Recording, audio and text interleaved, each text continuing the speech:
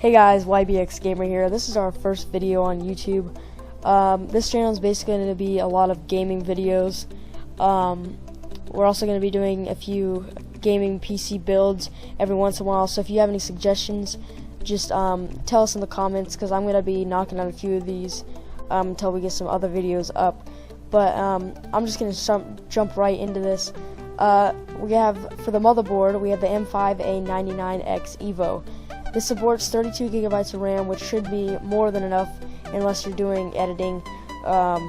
If you're doing editing, 32 gigabytes should be enough unless you're doing extreme. I mean, I know people that have, well, I don't know personally, but there are people out there that have, 128 gigabytes of RAM, which is insane to me.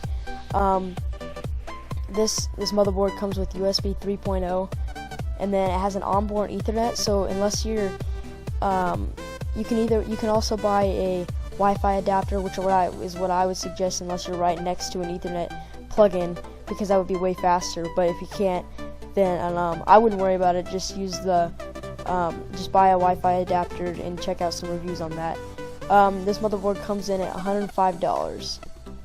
Alright, so next we have the AMD FX 8350. This is a really good graphics card for gaming and editing both. If you want to drop a little bit, I think you can go to the what's AMD FX 6300 is what I think it's called. But this is also a really good graphics card for an $800 PC build. There's no hyper-threading, which is kind of a downside. And then the data width is 64 gigabytes, and then the speed is 4 gigahertz. If you guys have the extra money to buy this, I would certainly go for this versus the AMD FX 6300. But the AMD FX 6300 is not a bad card at all. I'm just saying, if you have the money, I would get this card. Alright, so next we have the G-Skill Ripjaws X Series 8 gigabytes. It's 8 gigabytes, as it says in the title. It's DDR3 RAM, which actually, I think it's actually DDR5 RAM. No, yeah, it's DDR3. And then it comes in a red or black version. I think there's also a blue version, but I'm not 100% sure, so don't take me up on that. It's really good for gaming. I mean, you can also get, I think it was like gel, I think it's called, RAM, which is like $100 for 8 gigabytes. But it's really good RAM for, I would use it probably for editing, but you can also use it for gaming, but I would suggest this for gaming instead of, and this would also work for editing too. So alright, so next we have the Asus GeForce GTX 760s. Okay, so I just want to say something about this card. This card is amazing. But first, if you want to, for any graphics card or CPU, just go to GPU Boss or CPUBoss.com, and if you go to the top of the page, it says sort, and you can change the price range. It'll tell you the amount that you can spend for a card. So if you want to figure out the best card for what you can spend, I would suggest going there, because it has like thousands and thousands of graphics cards compared.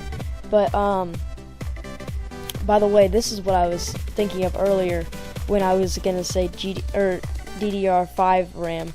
I was thinking of this, but this graphics card is that you will most like.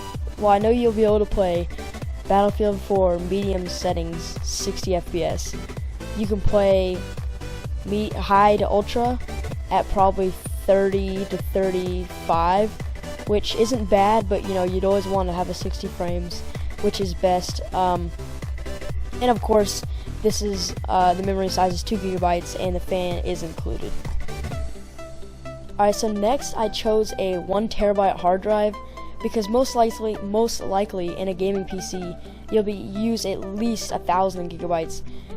Just to give you an example, when Titanfall comes out, that'll probably be like, I don't know, 30 to 40 gigabytes.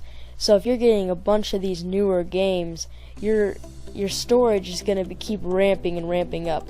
If you can afford it, I would definitely suggest getting a 2 or 3 hard drive, or terabyte hard drive, and then maybe getting like 128 gigabyte or 64 gigabyte hard or SSD, just to speed up your boot process and the main games that you have.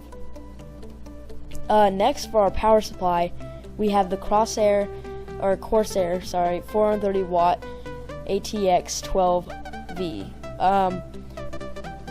It has 430 watts, which, before I get into the stuff, which there isn't much, as you can see, there's only 2 things to say about it, but this is like a top rated power supply for the money.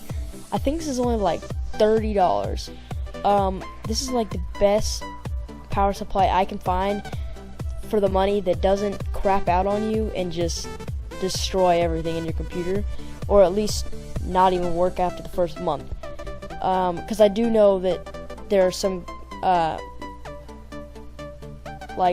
supplies that just crap out on your whole system, and basically you spend $10 on a power supply, but you have to spend $400 more on repairing the extra parts that your stupid power supply broke. So this is 80+ bronze certified. Just in case you guys wanted to know, if you want to know what that is, it basically means it's way more. It's not way more, but it's efficient. It's more efficient than some of the other power supplies in its range. Okay, so lastly, there's the Thermal Take Chaser Snow White.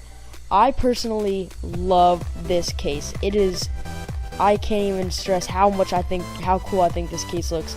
And it's only like $60. It's white and blue, and it's a mid tower. So if you're needing a larger tower to upgrade more parts in the future, I would definitely not get this one. I would get a larger tower.